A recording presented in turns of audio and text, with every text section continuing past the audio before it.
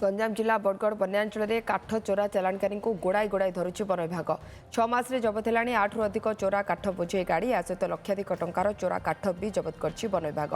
मेरीकोटी और गौड़कोठ अंचल जंगल बेधड़ काठ काटी चालाण कर रोक लगाइवाई वन विभाग स्वतंत्र टीम गठन कर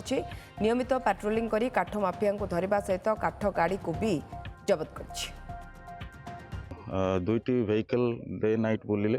ता सहित आमर साप्ताहिक ग्रुप करागला से ग्रुप रे टीम लीडर मध्य रहिले जने फॉरेस्ट ऑफिसर टीम लीडर रहिले फॉरेस्ट गार्ड बाबू एवं स्क्वाड मान को लेकिन 24x7 आम ड्यूटी करूँ आउ जो ड्यूटी करूँ ताहरे गुड़ाए सफलता पाइलु वर्तमान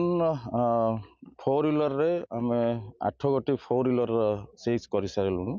दिन थिला बड़गड़ वनांचल अधीन काठ माफियांकर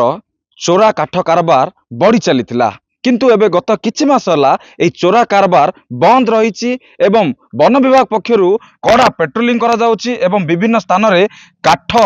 भर्ती गाड़ी गुड़ी को जबत करुथबा मध्य नजर को आसीछि। एबे काठ माफियांक छाती रे छन्नका पसिछि सेमाने ए व्यवसाय को संपूर्ण भाबे बंद करिवा पई वन विभाग पक्षरु कोन सब पदक्षेप नेया जाउछि से विषय रे अधिक आलोचना करबा तमाम आलोचना करबा आम पाखरे अछंती बड़गड़ वनांचल अधिकारी आम पाखरे अछन तांग सहित अधिक आलोचना करबा। सर कोन कहबे आपनको ओटीपी को स्वागत। आमे देखु जे गल्ला किछि दिन होला आपण एई वन कार्यालय जॉइन करबा परठारु पाखापाखि केते गुडी गाड़ी मध्य काठ भर्ती गाड़ी बोझी गाड़ी गुडा जबत कर सारे प्रकृत में केबे ठार आप जॉइन कले यार भितर केते परिमाण काठ आप जबत कले गाड़ी केतोटी सीज कले एवं ए जो काठ माफिया मान रही से किभली भाव में आपन देखिले छनका वन कर्मचारी कथा ना शुणिले से मन केमती छनका पशुची। धन्यवाद गोटे को प्रथम धन्यवाद देवी। मु जॉइन कली मे 31 तारीख रे जॉइन कली मो पई यह एक गुरुत्वपूर्ण विषय थिला जेहेतु केमती काठ माफिया मानक तांकर जो वृत्ति चली थिला चोरा कारोबार किपरि बंद हो पारिबो सेथिपई हमर स्टाफ मानकर उद्यम जोटा कि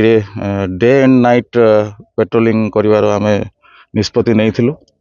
हमर दुईटी वेहिकल डे नाइट बुलिले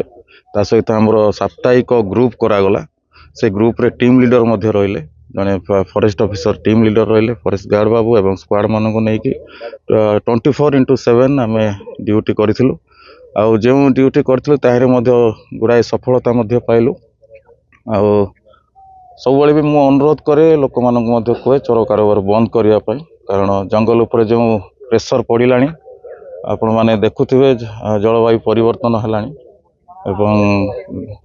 तो सर विभिन्न स्टाइल रे माफिया माने काठ चोरा चालान करुथिले ए सब दिग को किभली आपण सेमानु चेक देले एवं सफलता पाइले कोन सब आपण सब उपाय अवलंबन करले पाखापे केते गाड़ी वर्तमान सीज कर सालेनी वर्तमान 4 व्हीलर रे आमे 8 गोटी 4 व्हीलर सीज कर सारलु 8 गोटी 4 व्हीलर रे हमर 407 दुईटी बोलेरो पिकअप दुईटी एवं मारुति भैन मध्य सीज करछु तो सहित दुईटी बाइक मध्य सीज करछु एवं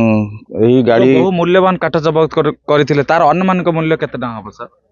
सेटा तो 456 रु 75 सेफ्टी वर्तमान मु आसिला पर सीज करछि तार मूल्य तो बहुत लक्षाधिक टंका हबो एक्जेक्टली मु कहि परिबिनी किंतु बहुत टंका हो सर मुझे अटक चाहिए देखु ये हूँ से विजुआल गत राति 400-700 पाखापाखि 35 खंड बहु मूल्यवान जमीक सागवान पियाजल काठ बोझे गाड़ी को सार धरवे सफल होती बड़गड़ वनांचल अधीन समस्त कर्मचारी यही टीम चढ़ाऊ टीम रे सामिल रही है निष्ठा बल काठ को जबत कर काठ जबत होती बड़गड़ वनांचल अधीन बोरदा छक निकट में गाड़ी को वन विभाग अटकाई से समय जो ड्राइवर आउथिले सहयोगी थिले सेमाने गाड़ी रो चंपट मारिथिले किंतु सेमानको मध्य धरिबा पई एबे वन विभाग पक्षरु गोटे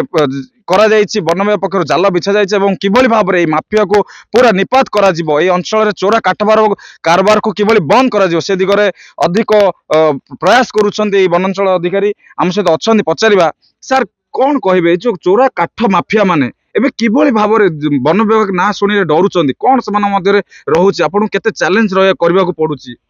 चैलेंज तो निहाती स्टार्टिंग रो ही मो पई थिला किंतु वर्तमान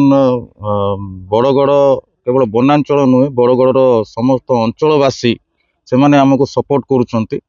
ଆଉ ଅଞ୍ଚଳବାସୀ ମଧ୍ୟ ଆମର ପେଟ୍ରୋଲିଂରେ ସହଯୋଗ କରୁଛନ୍ତି ଗାଁ ଗୁଡ଼ାକରେ ମଧ୍ୟ ସହଯୋଗ କରୁଛନ୍ତି ଆଉ ଏଇଟା କେବଳ ବନ ବିଭାଗର ସଫଳତା ନୁହେଁ ଏଇଟା ଟୋଟାଲ ବରଗଡ଼ ଅଞ୍ଚଳର ସଫଳତା ପ୍ରତ୍ୟେକ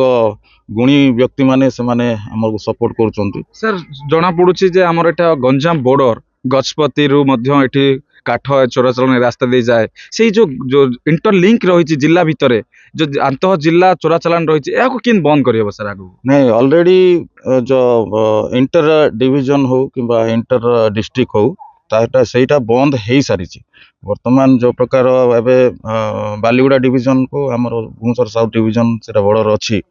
ସେଇ ବର୍ଡରରେ ମଧ୍ୟ ସେ ବାମୁଣିଗାଁର ଯେଉଁ ବନାଞ୍ଚଳ ଅଛି ସେଇଠାର ଷ୍ଟାଫ ମାନେ ମଧ୍ୟ ଆମକୁ ହେଲ୍ପ କରୁଛନ୍ତି ମିଶିକି ଆମେ ଜଏଣ୍ଟ ପେଟ୍ରୋଲିଂ କରୁଛୁ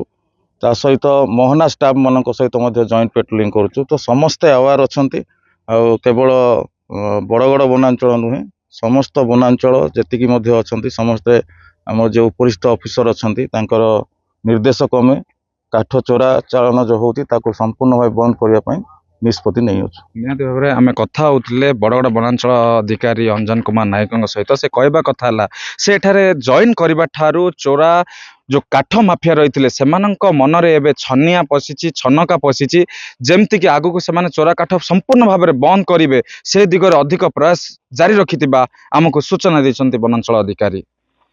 ବରଗଡ଼ ବନାଞ୍ଚଳ ଅଧୀନରେ ଥିବା ମେଗା ନର୍ସରୀରୁ ରାଜେଶ କୁମାର ପଣ୍ଡା, OTV।